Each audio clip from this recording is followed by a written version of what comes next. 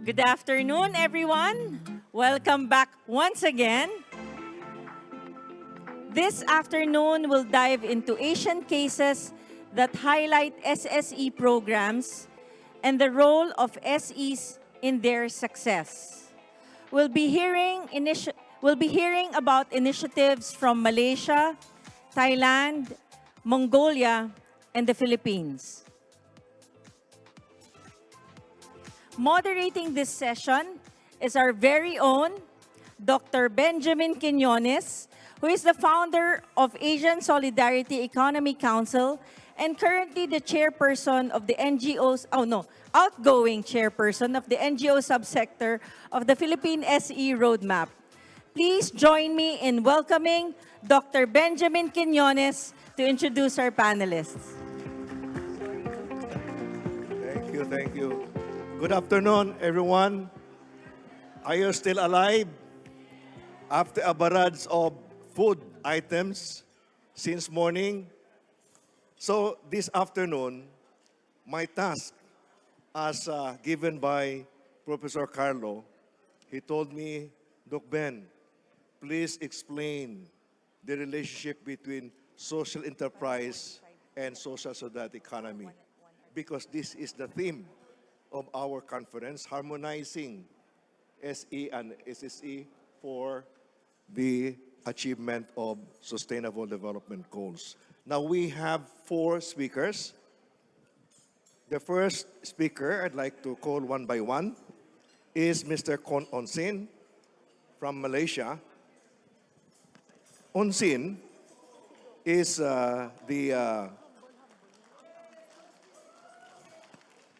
please give Onsin a big hand. I'll introduce him first. He is the, they call in England, barrister. But here in the Philippines and US, we call him lawyer. He's a lawyer. But he first, by training and profession, he is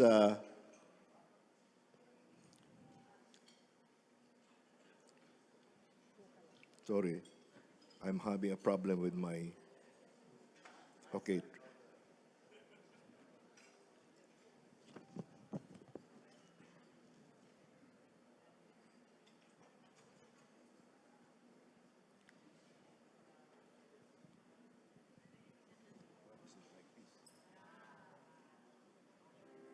Okay, Unsin is a lawyer by training and profession, and he graduated from a member of the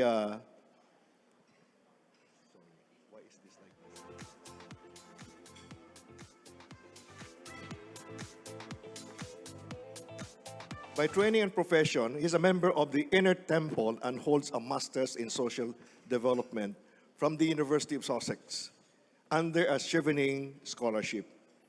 After a stint in legal practice as a partner of legal firm, he left the partnership. Why? Because that was in 2000, because he was called by his conscience to serve the community. He served as managing director of the Foundation for Community Studies and Development, a position he holds to this day. His work focuses on poverty alleviation, community development, in particular among Orang Asli. These are the indigenous people of Malaysia, and the urban poor. More recently, he developed a Fair Trade Plus platform for the Orang Asli in natural integrated farming to ensure sustainable livelihoods and the environment. He has served in a number of working committees for SOHACAM, this is the National Human Rights Commission of Malaysia, in Orang Asli, or the indigenous people of Malaysia development. He is Malaysian representative of our international network. We call it RIPES, Intercontinental Network for the Promotion of Social Solidarity Economy. He is a member of the CSO SDG Alliance in Malaysia, a civil society in partnership with Economic Planning Unit of Malaysia for the promotion of SDGs. The second gentleman I'd like to call is Mr. Bat Orsik in Dinabat from Mongolia. Bat Orsik is the Chief Advisor, Development Solutions, since 2019 to present. Prior to this, he was Executive Director of Development Solutions in Mongolia from April 2011 to 2019 and Marketing Manager in 2008 to 2009. As a private sector specialist, he serves as a national consultant for the development-oriented AGMAC plans under the Human Settlement Development Program financed by the Asian Development Bank, where he facilitates comprehensive territorial development across Mongolia's cities and rural areas. Concurrently, he serves as National Social Entrepreneurship Consultant for the UNOS Environment Hub. In a previous engagement, Barkership was chief party of the USAID RICH project 2016 to 2018 with the aim of assisting local small-medium enterprises to meet bank loan requirements. The third gentleman, Mr. Akanat Wantanasumbat, has a bachelor's degree in mechanical engineering, master's degree in Southeast Asian studies, and currently undertaking a PhD degree on Thai studies at Chulalongkorn University. So he calls himself a mechanical engineer turned social scientist. So he got lost on the way and then he became now a social scientist. He is presently a researcher at the Institute of Asian Studies in Chulalongkorn University and adjunct lecturer at Pridi Banomyong International College, Thammasat University. He is the head of research group in innovation for social society economy and inclusive economy in Asia and co-founder of Social Society Economy Study Center. Akanat has engaged in researching platform economy for years, mainly focusing on its impact on workers being affected by a new form of work in general and those working for platform companies in particular. His research on digital platform economy led him to establish Tamsang Tamsong, a community-based delivery platform that aims to create a business model that benefits stakeholders in the ecosystem and is aligned with the social society economy approach outlined in the International Labour Conference resolution concerning decent work and the SSE. So I'd like to call on this gentleman. Actually, there's a fourth speaker, two ladies that I invited. The first lady is the Chief Operating Officer of the Federation of Agriculture Co-ops Philippines. Unfortunately, they had the same conference on the same date, so she could not come. So I contacted another lady friend from the Federation of People's Sustainable Development, whose model of SSE is an integrated services system. And then she committed until 2 days ago. She told me she got an accident and injured her foot. So our fourth speaker could not come, and that's why we don't have gender balance. But anyway, we have very good speakers today, and the issues for discussion I'd like our guest panelists to focus on, according to instructions from Professor Carlo. Number one, what are the core features of a social enterprise that can also be considered as a social solidarity economy entity? The second question, once you have answered that, is how does the social enterprise as an SSE entity contribute to the localization of the SDG? So I'd like to call on first Onsin. Please, Onsin, you have the floor. Just give him a hand, please.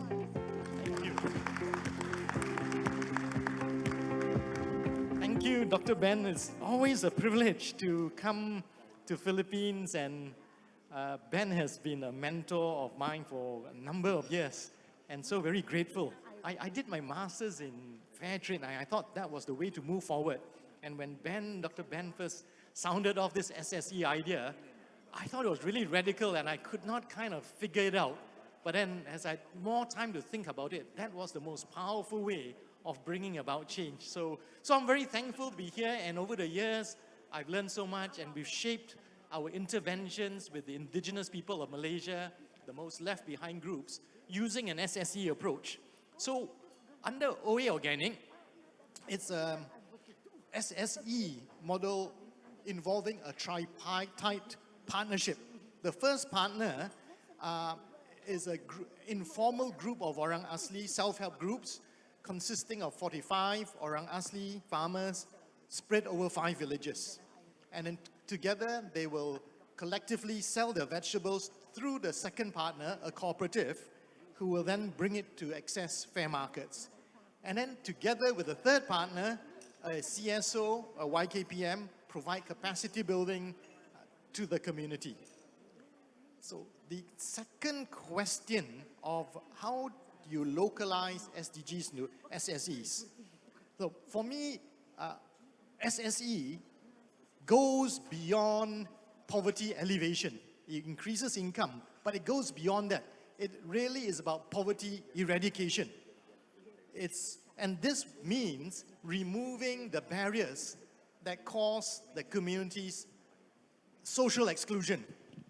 And in order to remove their social inclusion, it will then result only in a sense of belonging and having their, only then will the Orang Asli feel a sense of belonging and inclusiveness. For the Orang Asli, low income isn't a big, major problem. The real problem for them is the sense of exclusion, the sense of non-belonging. Because for them, a meaningful life includes their forest. It's a place where they go hunting, they go fishing, they collect their produce for their rituals. So it's an important part of their identity. Without the forest, they have lost their identity. And therefore, if there isn't a right to self-determination and a right to enjoy the forest, the Orang Asli will not feel that they are part of society. And therefore, to build this sense of belonging, there needs to be a respect and restoration of their rights towards their ancestral land and the use of the forest. And to build this sense of belonging, the state has then to safeguard these fundamental rights and democratic spaces for the minority groups. So the question then is, how does OA Organic localize SDGs and poverty eradication into the SSE? I need to give you a little bit of background. Many or some of the village leaders, called the Batin, lack an effective vision to move their community forward, simply because they have little access to the knowledge of what is happening, particularly the knowledge of the mantra of unlimited GDP growth, which is disconnected from planet boundaries, and the exploitation of the forests. And as such, as more and more of the forest is destroyed, their natural sources diminish, the Batin feels helpless. And without an effective vision, the young people in the community are further impoverished, confused, and divided. And this results in lack of cooperation and lack of unity. So it was in this backdrop that we introduced the SSE farming, vegetable farming model, and it was set up to create jobs, improve incomes, and in addition, more than just elevating poverty, raising incomes, it created spaces for the farmers to come together. Through these places, when they farm together, they sit down, they rest, they chat, they're able to hold conversations to build bonds. And then with this core group emerging, it was also easier to conduct capacity building. Previously, they would have worked alone, doing rubber tapping, separately, having little time to connect to each other. And because each had little knowledge of the law and the political system, and furthermore, there was no united platform to discover their collective strength, they felt very helpless and powerless. And so when one smallholder, his land is bulldozed, his rubber trees are destroyed, and his parents' barrel site is also damaged in the whole process, there is that sense of helplessness. No one knew what to do. They thought they were alone in the problem.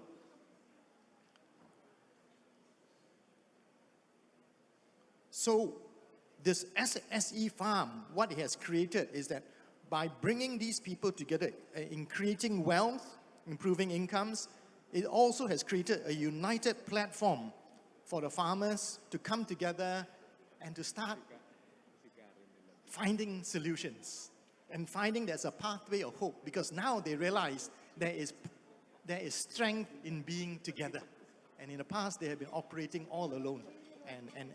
And so with this, growing cohesion and clearer vision, they are finding ways to negotiate this complex web of institutions that are meant to safeguard the democratic rights of the people dominated by elite interests and capture. And so now they are able, the young people, this core group of farmers are now able to go and see the Batin, share these ideas, and now that in turn has inspired the Batin to have a clearer vision, to move the community forward. And now they are writing letters, reaching out to the media, and calling upon the authorities to be accountable to these fundamental rights of all citizens, especially the minority group, for a safe environment and sustainable livelihoods, so that no one may be left behind. And so while the journey is yet long, that this process of this SSE from collective ownership to primacy of people and social purpose over profit is beginning to build a platform of social cohesion. And in that social cohesion, they're now moving towards strategies to realize their well-being and their rights, and moving towards the SDGs. So that's all for me. Thank you. Thank you, Onsin. So just to summarize, I see that the first thing that needs to be done is to enable them to create wealth. Yeah?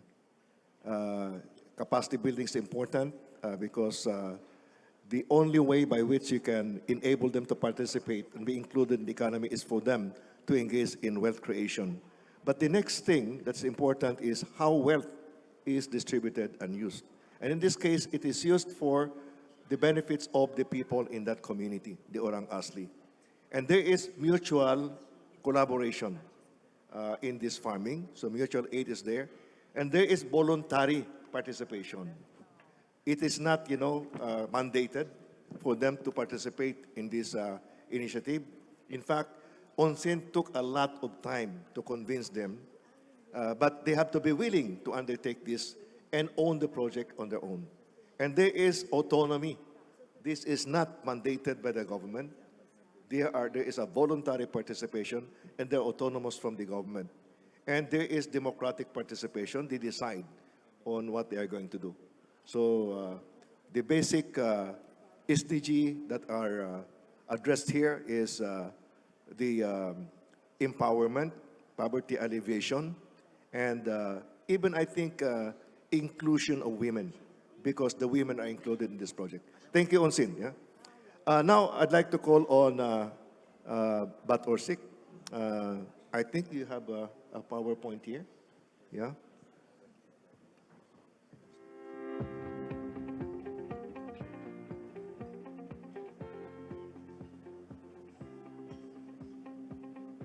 Hello. Okay. Good afternoon. This is Pat Orshik from Mongolia. I'm representing Development Solutions. It's a nonprofit organization.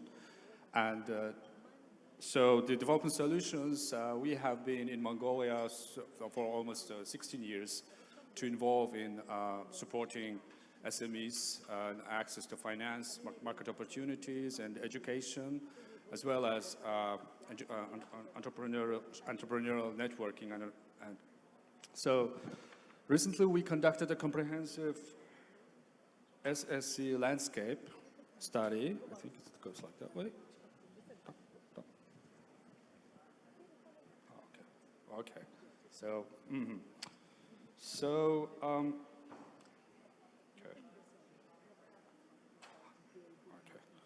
So in our research, we surveyed 158 potential SSE entities, and we had a big pool of around 80,000 business entities from the National Statistics Office, and we chose 158, and among these we identified some cooperatives and partnerships, NGOs, and social enterprises as key players. And the term, no, it's not. No, it's not. Yes, a different one. That's okay.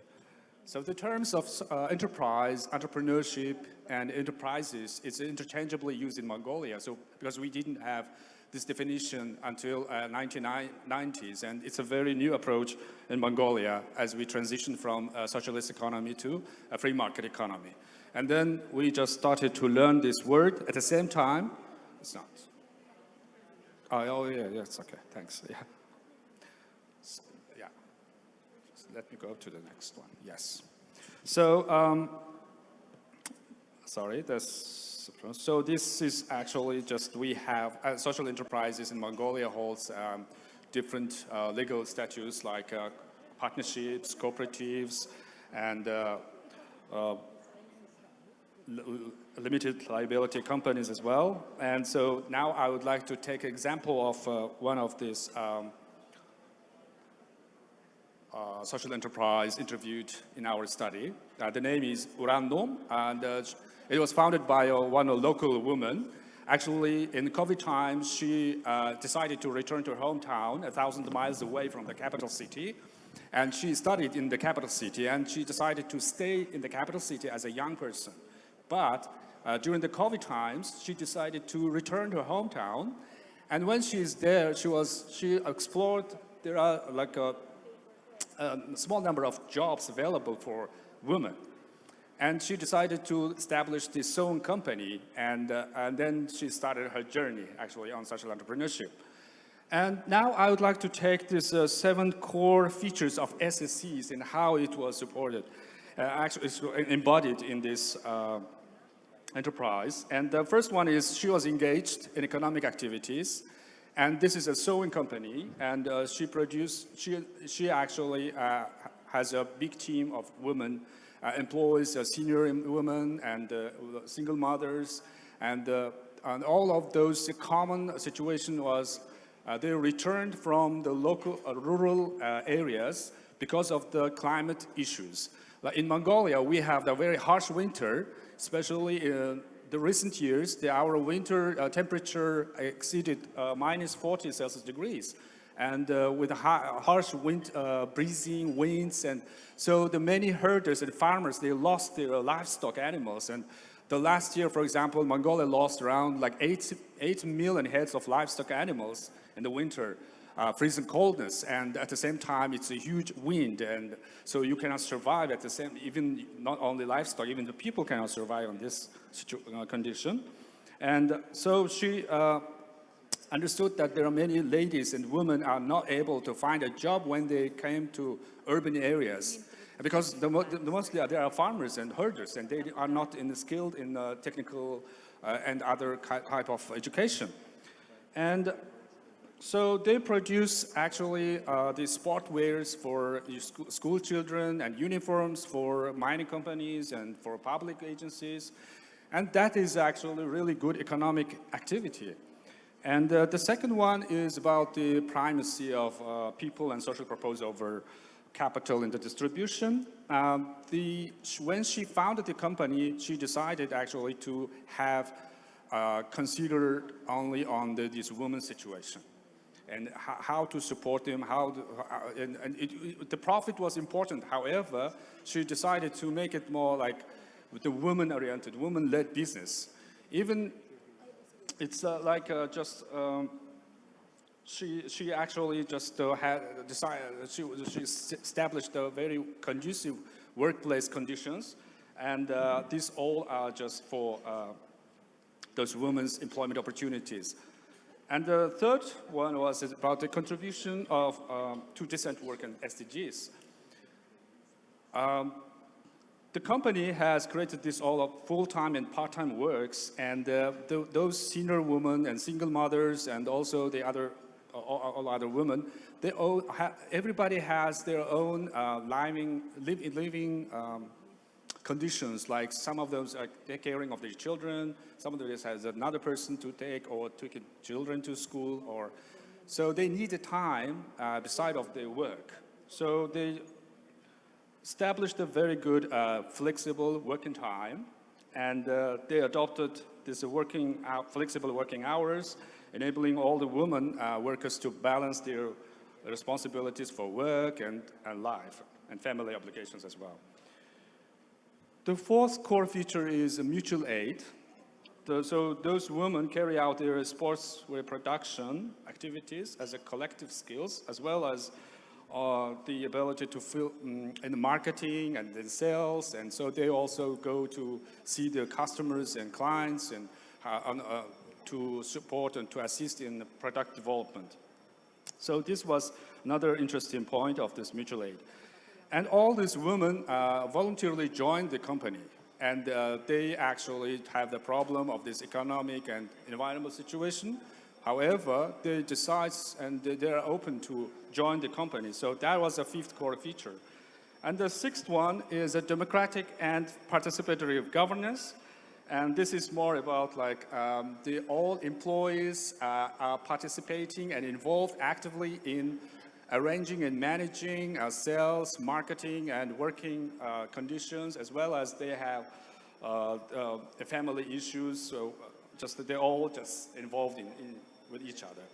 Because Mongolia is kind of a nomadic culture, we have, and so the families always support each other. Even we celebrate all the holidays all together. So that culture is still existing, even we are in a capitalist economic situation. So the last feature is about the autonomy, and the company actually has a very good public procurement and private sector procurement system. So but they are very autonomous, very independent, actually, to get this procurement and external.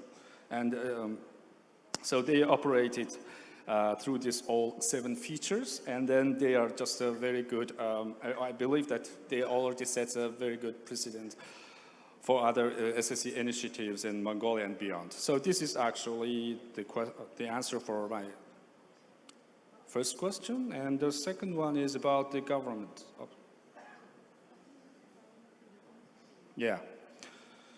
So the Mongolia's government, actually, they are working to achieve its SDG 2030 promise, and the highest promise is to reduce the greenhouse gas emission by 22.7% by 2030. But as we see this all pressing challenges of climate change and herders, especially losing the livestock assets, and young people are migrating from rural areas to cities, and so all of this actually just leading us to a commitment to sustainable development. And in Mongolia, the high-level policy is a Vision 2050. So all strategies and policies addressing poverty and promoting green growth and enhancing social equity, all is included in this Vision 2050. It's not only a policy framework for us, it also embodies our historical and cultural identity, as well as rooted in our nomadic traditions, and that have shaped our society in Mongolia. And the second level policy in Mongolia is our national programs. We have already drafted and set 7 national programs. So this is actually, I showed in the frame of social and solidarity economies.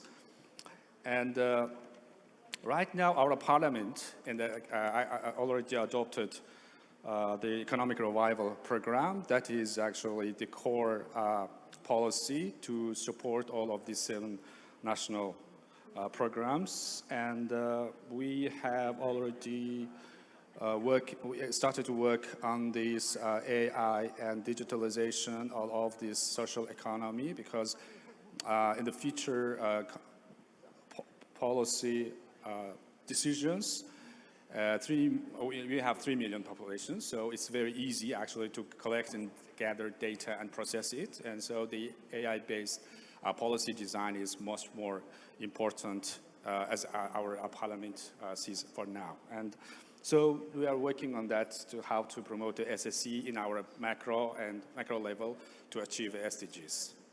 Thank you very much. Thank you, Bat Orsik.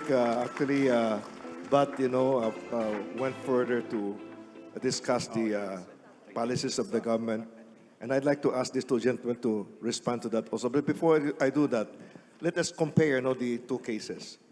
The first case, there is an NGO working with a group of people who owns and manages their own project. Yeah. The NGO is mainly involved in marketing the product.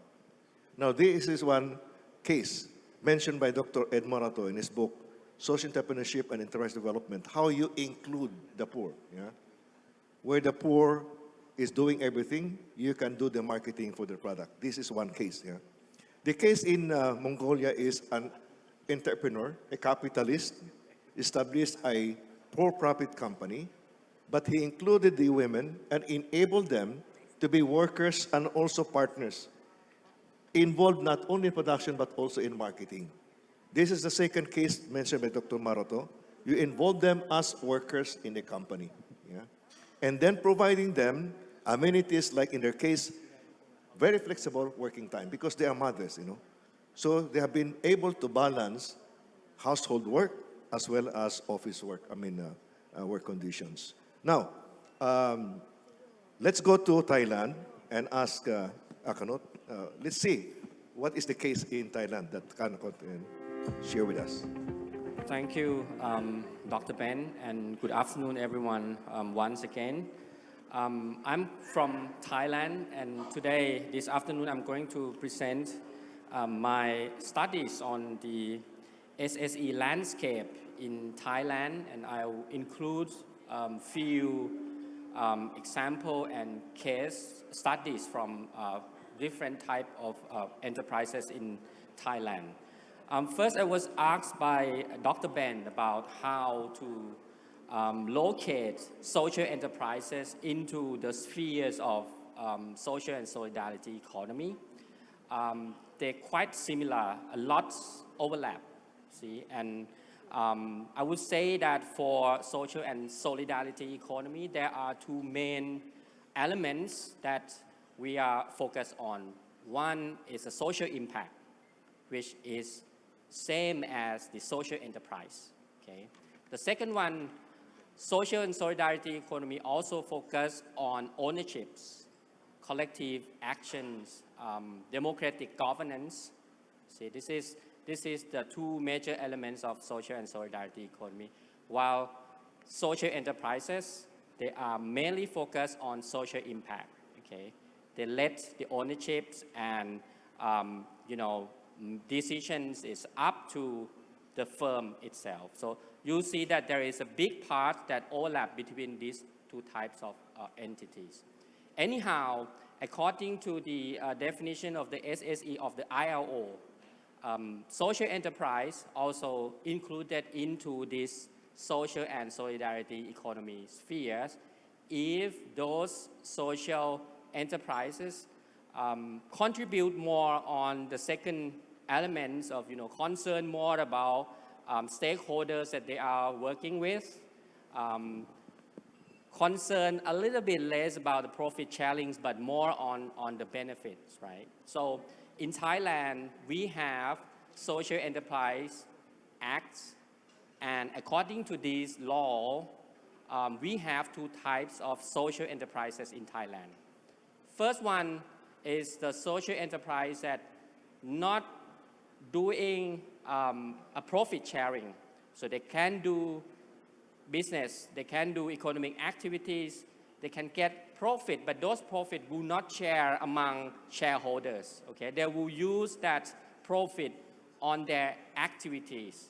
They can pay their employees in a fair and a good salary, but they will not share profits among themselves. They will get tax concession from the revenue department. This is the first type of social enterprise in Thailand. The second type, our government allows social enterprise to share the profit, but minimize it to 20%, meaning that even they earn lots of profits, but they would promise to contribute 80% to their activities, to the socials, to environment, so everything that they concern, they would share the profit to the shareholders only 20% minimum. They also get tax concession. So this is what we are in Thailand. I'm not quite sure about the Philippines, but in Thailand we have two types of social enterprise. Then, according to the social and solidarity economy definitions, the first type of social enterprise in Thailand was definitely fit into the context of social solidarity. But the second type partly also fit into the social solidarity economy. This is just to make it clear. Okay? It doesn't really matters whether you are social enterprise or you are other types of entities that concern about social impacts and you know, goodness. Okay? So this is to answer the first questions of Dr. Ben, how to locate social enterprises into the landscape of social and solidarity economy in Thai context. Okay? Next slides. As I mentioned earlier, that for social and solidarity economy, there are two major elements. One is social impact. Second one is ownerships, right? For social solidarity economy, it's not just only the impact that we concern, but we also focus on the process, how organizations run, how decisions were made by the organizations, right? So it's supposed to be democratic governance, right? So in definitions of social and solidarity economy, we found that there are several types of organizations and entities in Thailand that can be considered as social and solidarity economy entities. So I project all those potential social and solidarity economy entities into these two axes of for social environment, for profits, and you know, for the ownerships, I put founders, shareholders, and stakeholders democratic governance. Okay, I give you an example of traditional business. Traditional business is all about shareholders, right? Profit were made and then shared among shareholders. No? And there are some very good traditional business that also concerns about others, right? So they can be relocated to other spots in this graphic, right? But to make sure that traditional business, for sure they're doing for profit, right? And all the decisions of the firms will go according to shareholders, management, right? Not the workers, not the people that they work with, right? But other types of entities, for example, community enterprises or co-ops, right? It's all the decisions, everything was run by the General Assemblies, and they may have the management boards to govern day-to-day operations, but make sure that it run through the democratic governance, right? So with these criteria and the legal context in Thailand, I found that there are 7 types of entities that can be considered as social and solidarity economy, but the quality of ownerships and social impacts are different, okay? And well, this is the numbers of each entities in Thailand. Again, not every foundation and association that doing business, right? So this is the number of total foundation and association in Thailand. Those who are not doing any business, we are not counted them as a social solidarity economy entities. Just to give you the context of Thailand. And you will see that different type of entities, there were different legal system, different laws, and different government authorities that they will have to deal with, right? So it's kind of variety and it's kind of complex. It's kind of complicated, I would say. Yeah. Okay, so I'll give you some example of the social and solidarity economy entities that we interview and how they contribute to the SDGs. First one is a dairy home social enterprise. They are social enterprise according to law. Okay, they actually the first organic dairy farm in Thailand. They doing very well concerning about environmental impacts and other social impacts. They pay their labor quite fair. I visit the laborers and they share lots of good stories how the firms treat them quite well, having a nurseries in the factory so that employees will have no concern about having their children at home and they will have to come back and forth. They can bring their kids and have them at the factory while they are working. The factories provide teachers and taking care of their children. So this is what they are doing over there in Pak Chong. It's a waste-free. The waste from the process of produce yogurt will use it to feed the shrimp.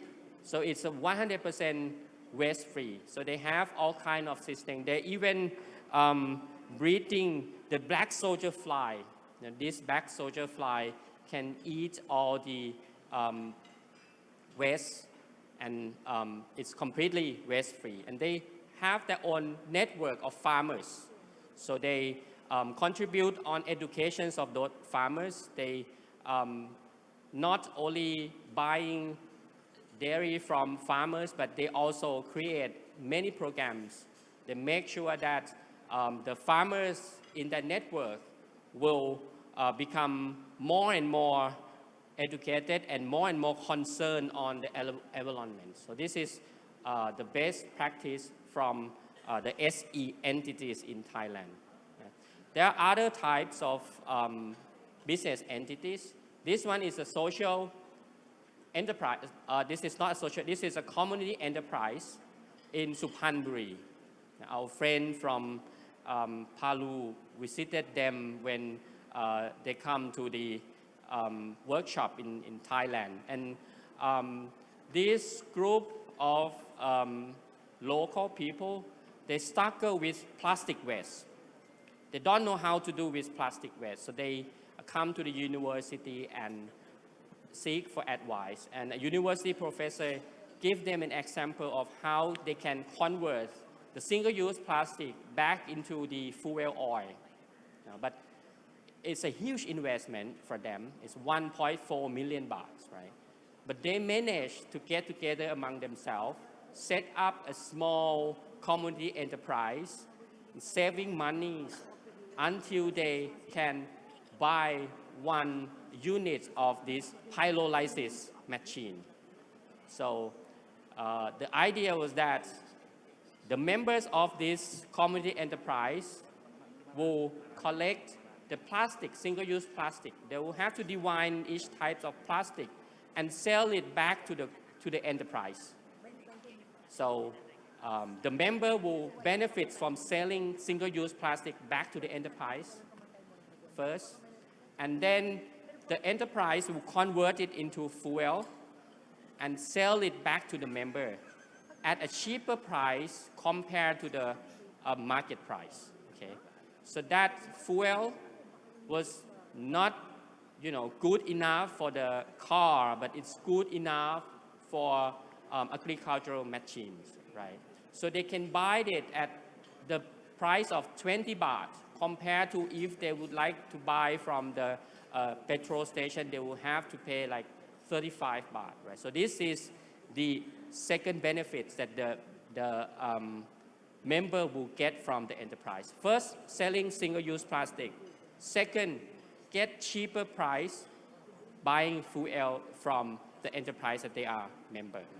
Okay, but what I think it is the most innovative things for me that they didn't realize was that by doing this, all the member knows exactly how to separate the waste, and it's happened in the household.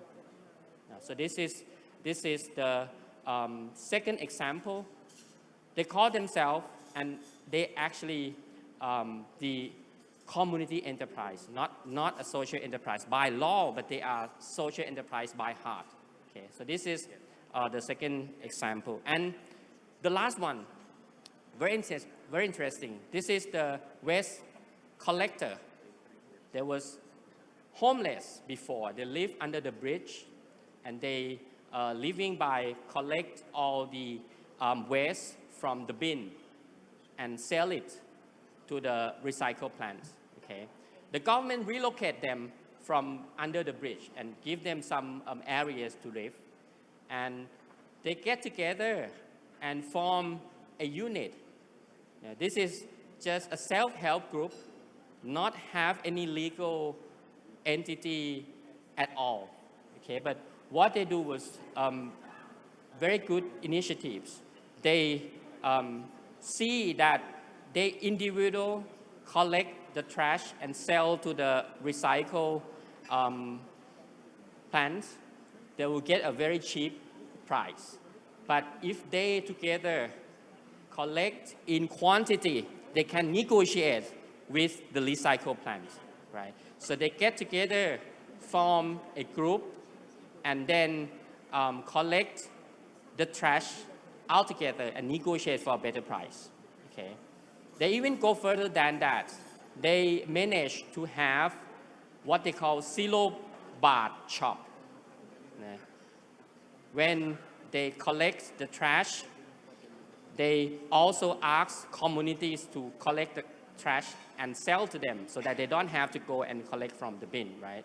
And what the people in the neighborhood will get from them was that they will get a small coupon, and they can use that coupon instead of money to buy products from that shop. They call zero baht shops, right?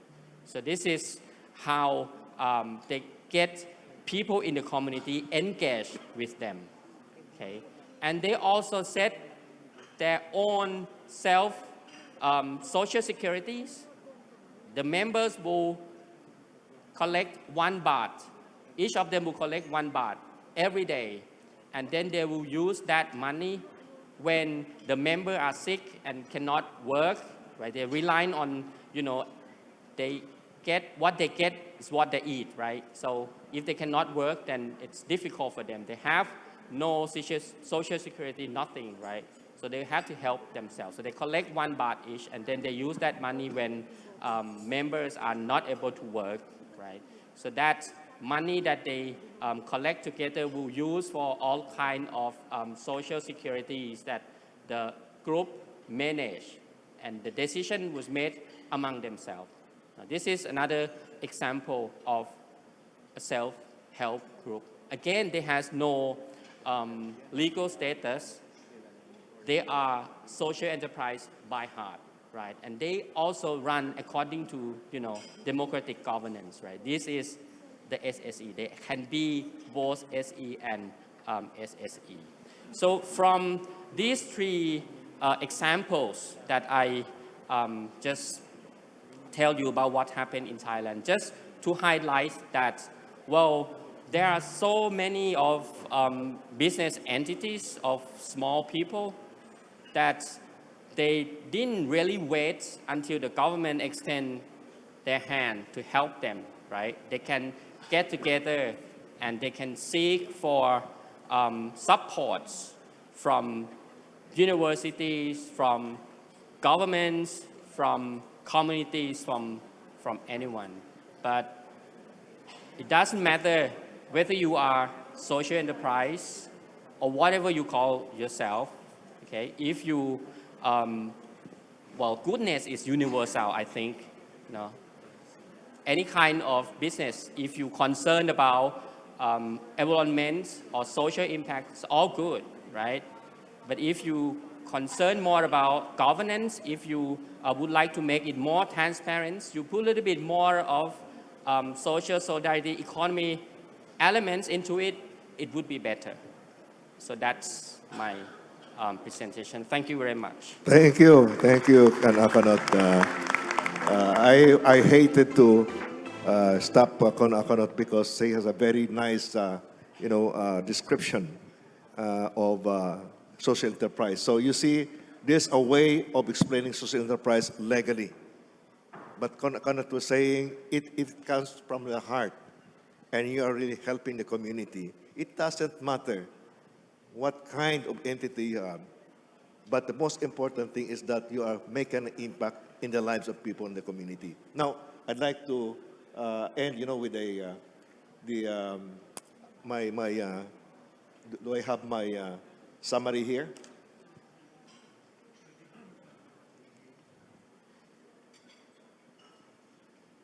I just like to summarize, very shortly. I don't know if, sige pa? Wala eh.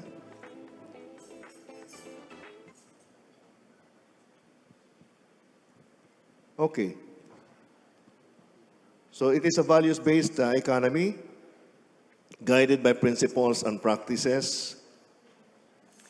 And these are the entities. It could be a cooperative, association, mutual society, self-help groups, informal, foundation, social enterprises. Now, I know that cooperatives are very sensitive in branding. Yeah, we heard Father Anton a while ago. Yeah, but the point here in social solidarity economy is that we are trying to go over the boundaries of these legal provisions. The legal provisions of societies have cut, the differences in different types of organizations, and it's so different to unite them because of these legal provisions. What we are trying to do in social solidarity economy is saying that it doesn't matter whether your brand is cooperative or association. The most important thing is your impact in the community. Yeah. That's why we want, a system, an ecosystem that brings them together so that we can see the collective impact. Now, where do we locate social solidarity economy?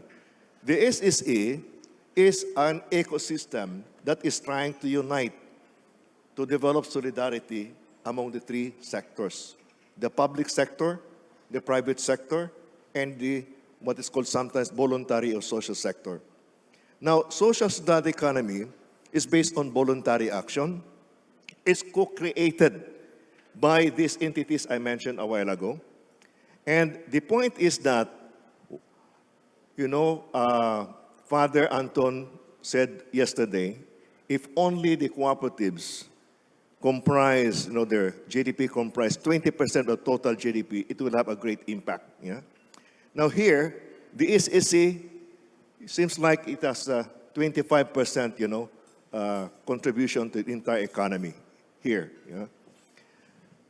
The point is that it is affecting the private sector because there are companies that are helping cooperatives, associations, people's organizations. They are part of the SSE, although they are not SSE entity. I call them SSE support organizations. The same thing in the public service. The government are not SSE entities, but they are supporting SSE entities. Therefore, they are still part of the ecosystem. And there are voluntary organizations, including families. Sometimes small, medium enterprises, individually, they might not be called SSE entities, but they are contributing to the economy.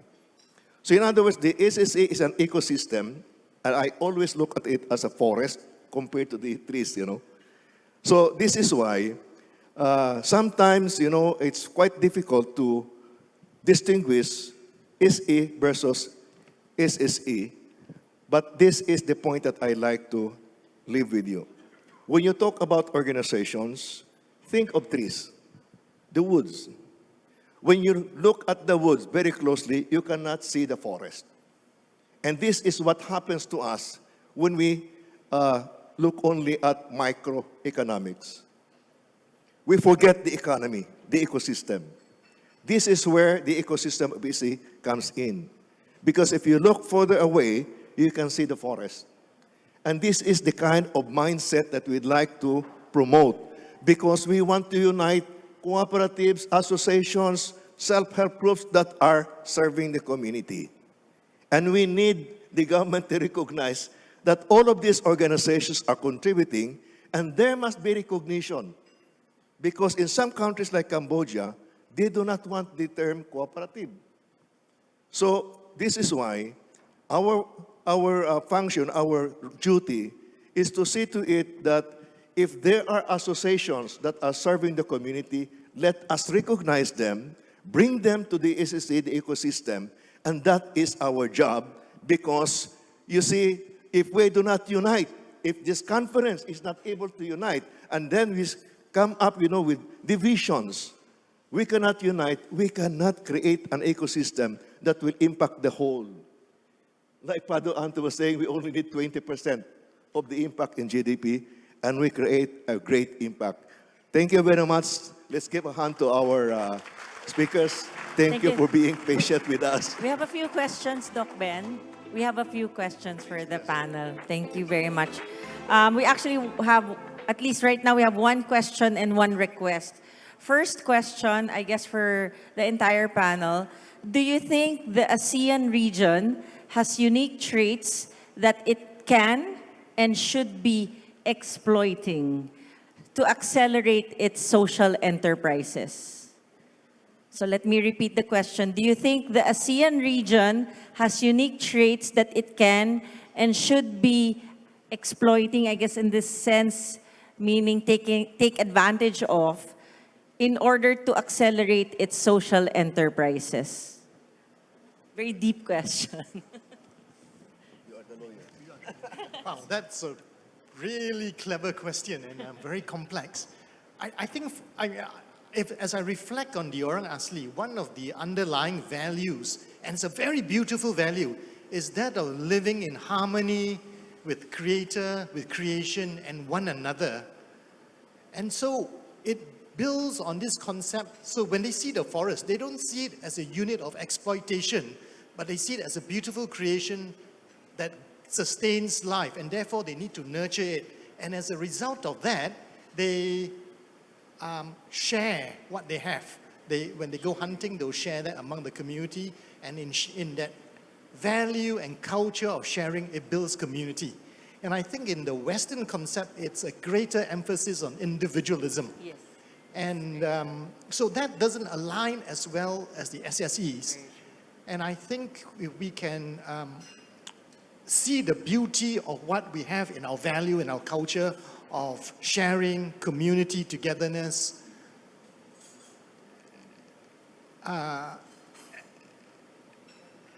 sharing, having a shared prosperity. And I think that will bring us a lot further along and build a more humane society where the gaps between the rich and the poor will not get as wide as with these neoliberal methods of the economic system.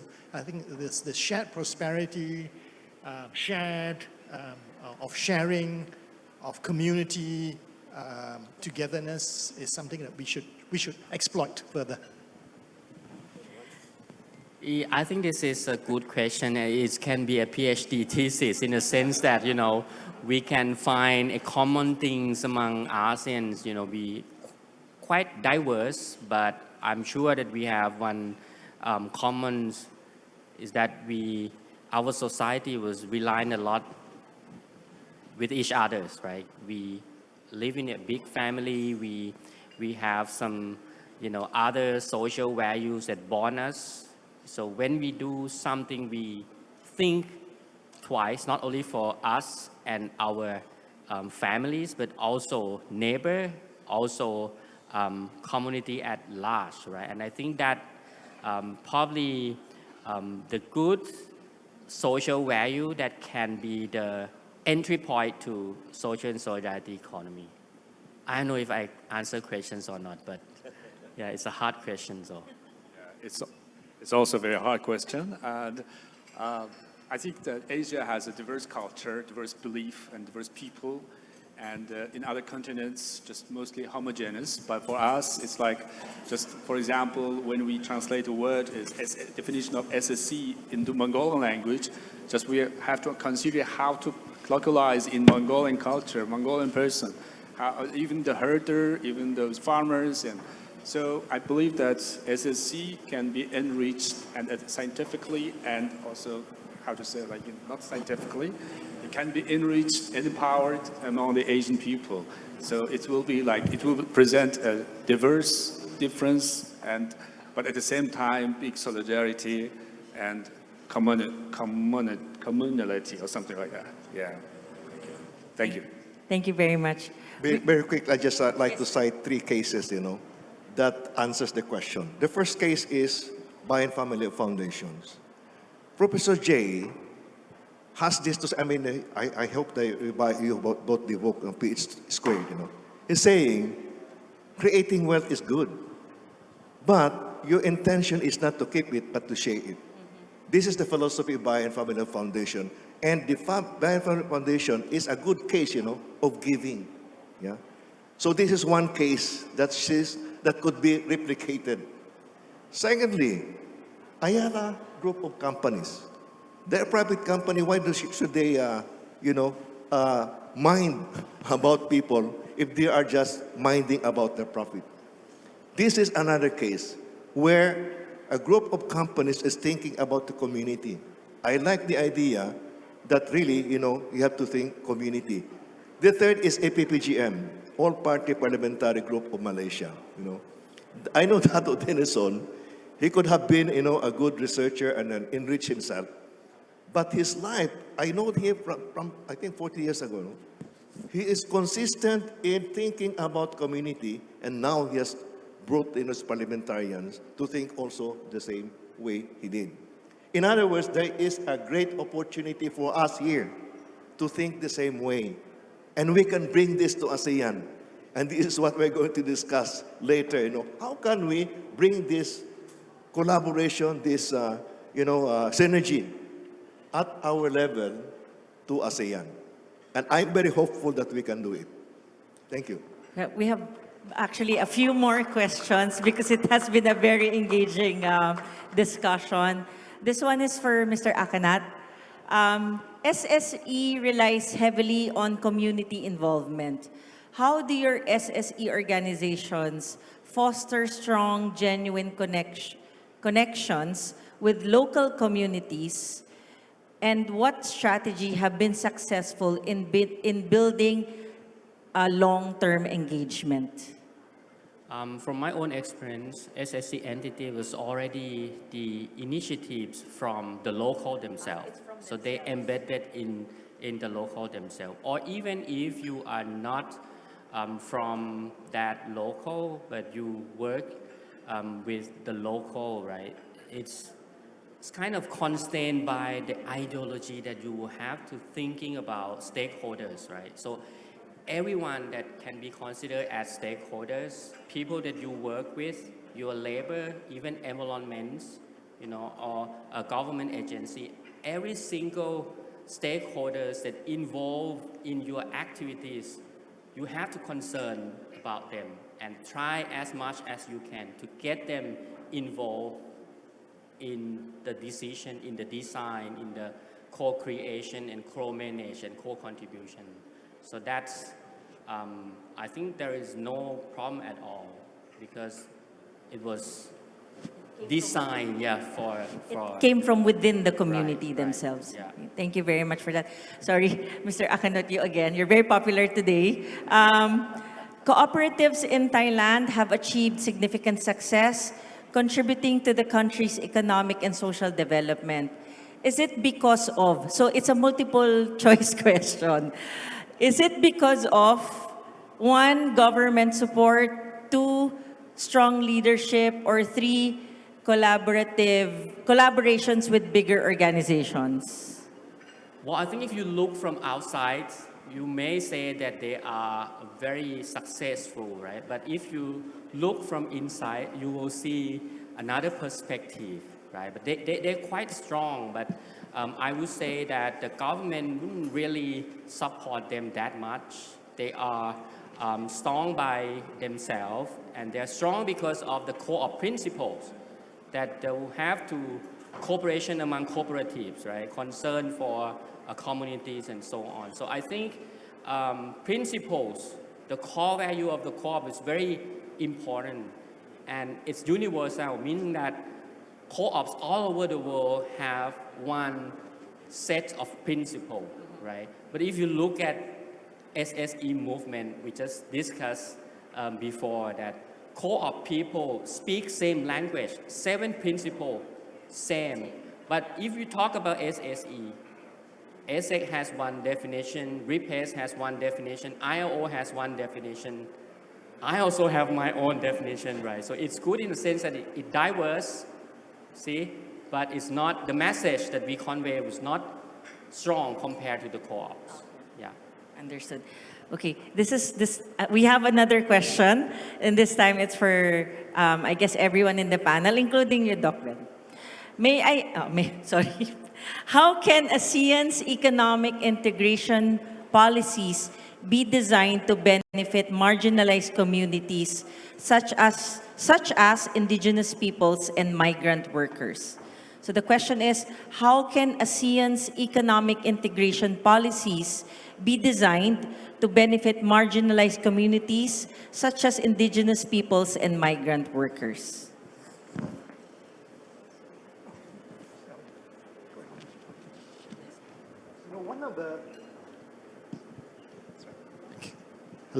One of the most important things and studies that's coming up is that indicating that indigenous people slow down deforestation much more than any other groups, and some studies up to 5 times more than any other groups. Now, if there's a recognition that the indigenous people play such an important role in protecting the forest and environment, and we know also that the environment and nature contributes as much as 55% towards global GDP. Now, if we link the dots up together, then we see there's a powerful, important role for the indigenous people in nation building and contributing towards the growth of the economic growth of the nation. Therefore, it's important how do we create spaces for them to manage the forests together with other stakeholders and the government. So I think critical to all this now, instead of seeing them as non-productive, backward, to now recognize that they have unique giftings. And how do we capitalize on these giftings of theirs and give them a space in nation building and creating, recognizing their strength and creating those, supporting them in developing their unique giftings in protecting the forest. So one of the ways that I'm wanting to promote is giving them a space to co-manage forests, giving rights of access to land and co-manage it, rather than see, okay, yeah, you're not productive, let's re-educate you into something else like one of us. And it destroys the culture, the dignity, and the humanity. I think there needs to be restructuring of understanding their unique giftings, restructuring their role and supporting it. I would say ASEAN will have to adopt SSE. ASEAN will have to adopt SSE, you know. It's already adopted by the UNGA, right? The African Union's already adopted, right? But ASEAN is not there yet. That's what Dr. Ben and Dato Denisan try hard to make it done within few years.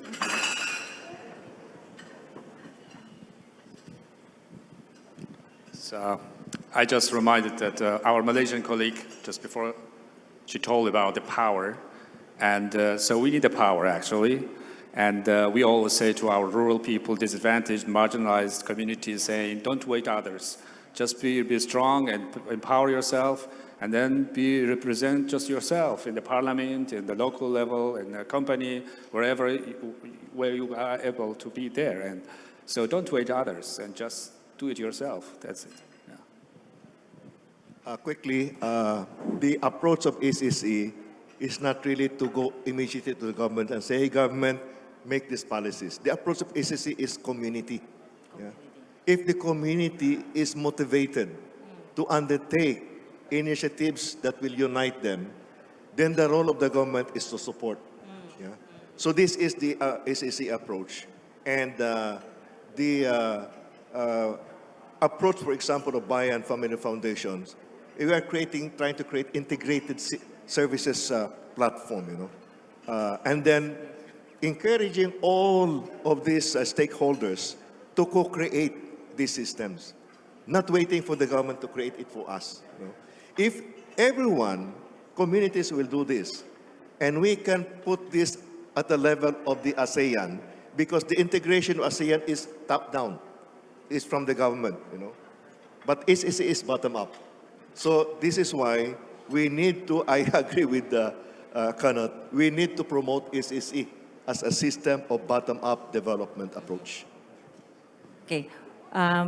We'll only be limiting it to these 3 more questions. I'm really sorry, but we're all very, very interested in on your views and thoughts.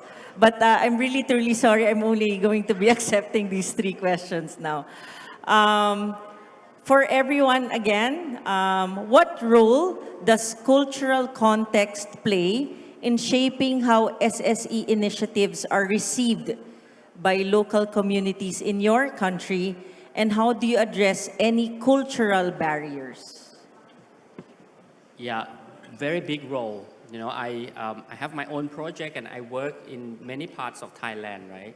And when I explain what are the social solidarity economy principles and values with the people that are Buddhists, I try to connect it with these Buddhists, right? But when I work in southernmost provinces of Thailand, Pattani, Yala, and Narathiwat, majority of them are Muslim, right?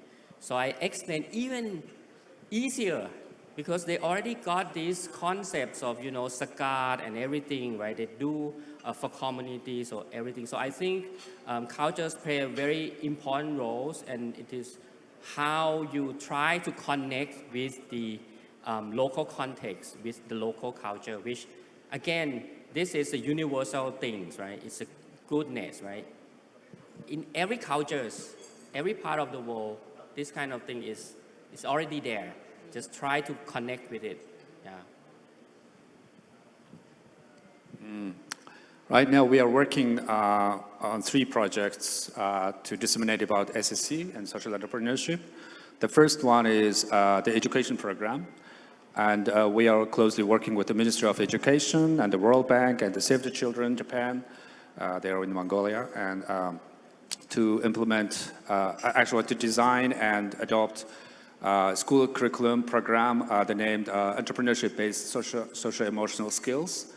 And it's a voluntary class. And so we have already hired good training consultants in local and already prepared master trainers. And so this is not only in high school now, it's just before I came here, we also delivered the training master training program to TVET, colleges and vocational school teachers, and how to run this. The second one is about our social entrepreneurship program for young disadvantaged people. And just before I mentioned that many young people who are run away from their hometown because of the climate issues and some other social issues, and how to help them start up their own business, but in social ways, environmental friendly. And so this is a kind of capacity activities. And the last one is about advocacy. We actually, as a team, making an appointment with the ministers and parliament members and the other micro-level people, policy designers and consultants, disseminating the concept of SSE and discussing on SSE and social entrepreneurship and cooperativism and some other things. And so, because, you know, the government, they have 4 years in Mongolia, and they need to complete something within the 4 years. And so it must be more concrete, strict, but at the same time, a more progressive actions they need. And so this is a very good idea, actually, to meet after they were elected. And so it's also the new, for us, it's a very new approach to understand it, to give an understanding of SSCs. So we are using these 3 ways now, yeah. That's actually a beautiful question. I think, to me, culture is a means as well as an end towards the SSE, and actually the outcome of SDGs as well. Because you look at the hierarchy of needs. Income, basic food, shelter is really at the bottom. But really, when you've got all that, people aspire towards culture. They aspire towards self-determination. And that's where you have all the autonomous features in the SSE, as well as well-being in SDGs. And so, to lead from shelter, food, income, decent work, and that's still not enough for a meaningful and flourishing life. To have a meaningful and flourishing life, there must be a right to culture, a right to self-determination. So that's at the higher end. And how do you achieve that? And I think SSE provides a fantastic framework that builds, first, is economic strength, collective ownership, but beyond that, it moves towards autonomy and towards the SDGs of well-being, inclusiveness, and then how do we accept each other in our different cultures and learn to live together? And I think that's the beauty of the SSE. Oh, next question, okay. Okay, again, for everyone, for each country, how was your government integrated the principles of SSE into national development strategies, and what have been the biggest challenges in gaining political support? So basically government support. For Thailand, the term SSE was not alive yet. We still rely very much on SE, which we promoted for decades and started to see the results, right? But the SSE just came by the UNGA, and the notion of the Thai government was not realize the meaning of the SSE yet. But I believe that it's not that difficult because we already have similar things, right? We already have so many of business entities. It's very variety. Just put very little effort, they would understand. Yeah. But for the support system, it's already there, but not specifically for the SSE, right? We have a support system for the community enterprise, social enterprise, and all kind of grassroots organizations and grassroots economy, but not just using the term SSE, not yet. Yeah. For Mongolia, the key actor disseminating SSE is International Labour Organization, ILO. And so the last year we had a landscape study with the ILO, and now we are disseminating about it. But the biggest challenge is about the budget, the government budget and the local budget. So how to make it, and okay, we can create a design or something, and then who will pay? That is the big challenge. Yeah. Thank you. I think for Malaysia, we don't have any roadmap towards the SSE yet. We have one for the SDGs. But I think we're realizing that to achieve the SDGs, the SSE is a very, very powerful tool to lead in that direction. And this is where Dr. Ben and Dr. Dennison, who is beginning to introduce this into Malaysia. And right now, with the all-party parliamentary group, SDGs led by Dr. Dennison, it's beginning to shape these with 115 parliamentarians. So it's being introduced at that level.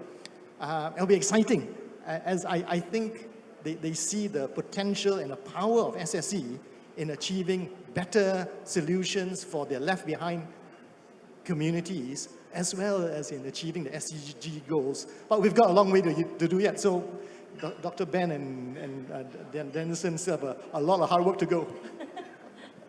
Okay. Truly last, and it's not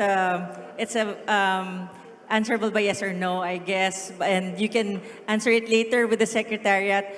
Again, we were all very, very engaged and interested in all of your presentations and case studies. If we can request for written versions of them, or if you have resources or books that you can share with us, as we would very much like to study all the cases that you've presented so we can learn them ourselves. So, Doc Ben, maybe you can ask them if we can have a copy. And with that, thank you very much, Dr. Ben, and our wonderful panelists for today. Do please stand up to receive your certificates and for a photo opportunity.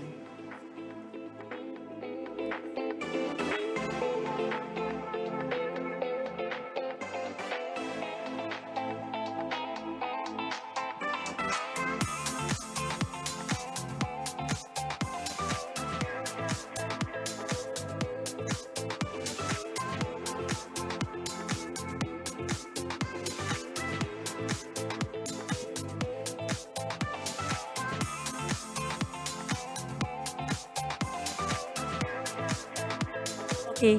Thank you very much once again. Do please give everyone a big round of applause. Okay. So this next segment of our program is another big family photo. So for all of our VIPs, do please join us here in front. Our online participants will be here on the LED board. So can someone help me organize? Thank you. We will have a huge family photo again, the SSE family.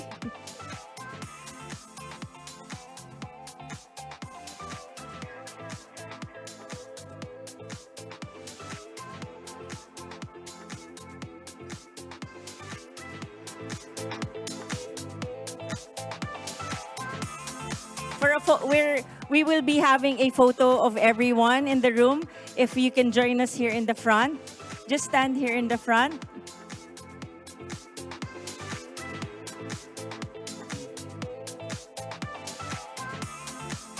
Yeah, together with so we will be yes. We will be having a photo with the online participants. So if we can first our VIPs to gather here in the front. Thank you very much.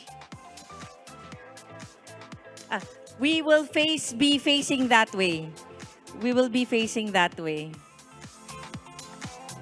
No, we will be facing the doors. Everyone will be facing the doors because our online participants will be here in the LED board.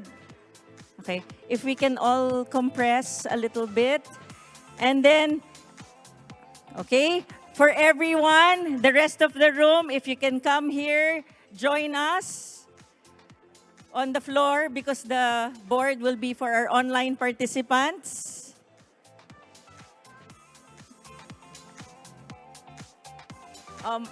I think pwede pa dyan. Sige.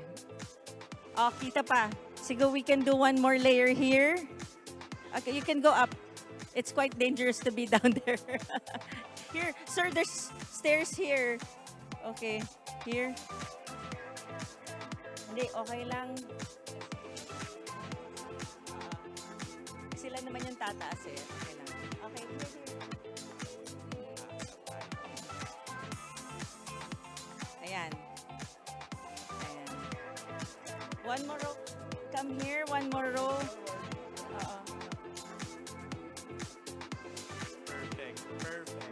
Do move inside. Do move inside. Thank you. Do move inside. Thank you. Please move inside. Thank you. Ayan. Thank you very much. We Filipinos love taking photos as much as we can. So, do bear with us as we document this day.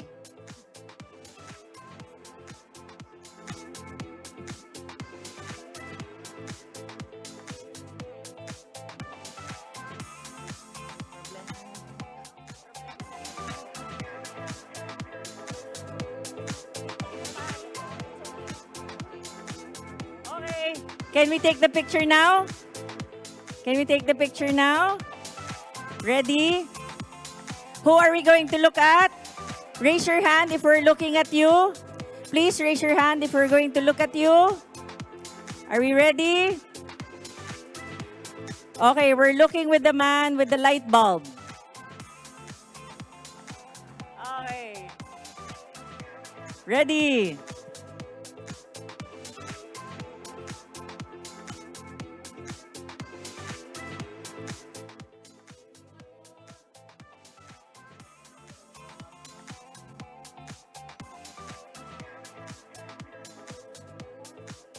Okay, thank you very much, everyone. Thank you. Okay, one more. Oh, joke lang. One more. Can we make it quick, please? Okay.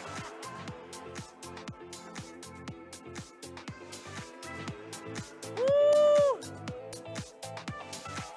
Say SSE!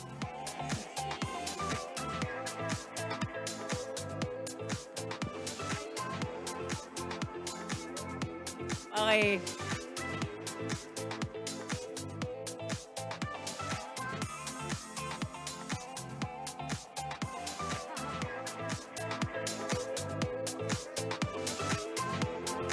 Wait. Wave.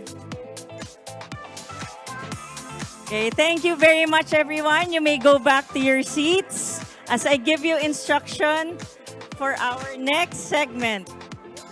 Okay.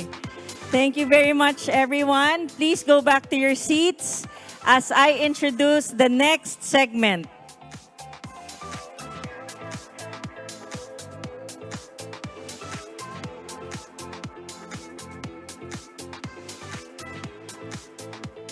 Okay. Now do listen up, as in this part of the program, we will now be dividing ourselves in order for us to plan, share, network, and collaborate.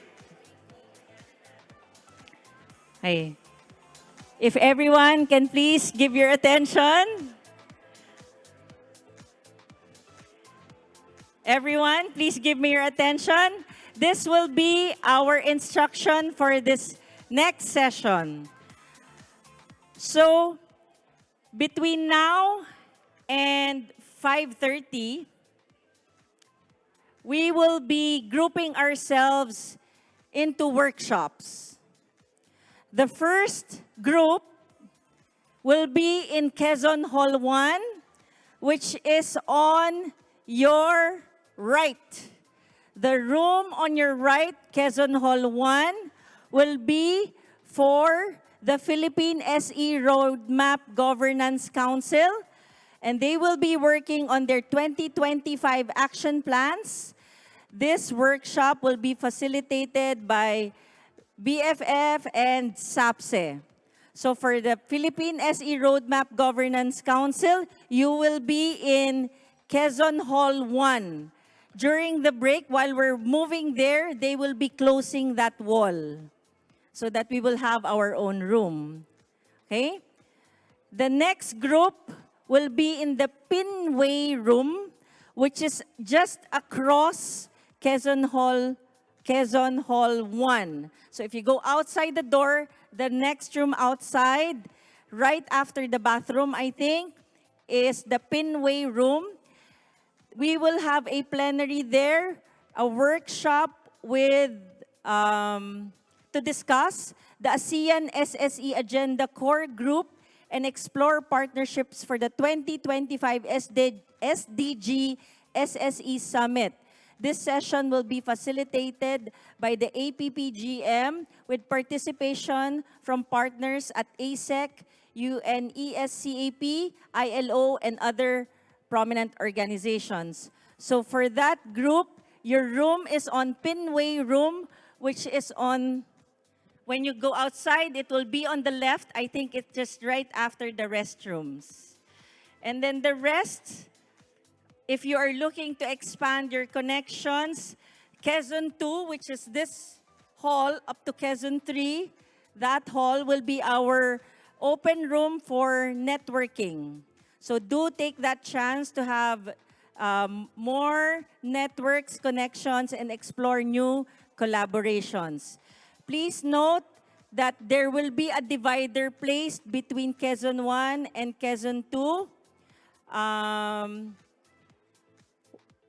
So Quezon 1 will be there closed, and 2 and 3 will remain open for networking. So if you want to come back here in and out, you can have coffee here as well.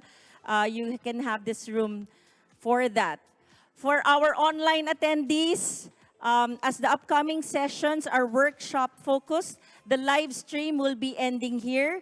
We'll see each other again tomorrow for the final day of the conference. So not for you guys, only for the online. Thank you so much. Where's the camera? Thank you so much for joining us today, and we will see you tomorrow. So for everyone in the plenary,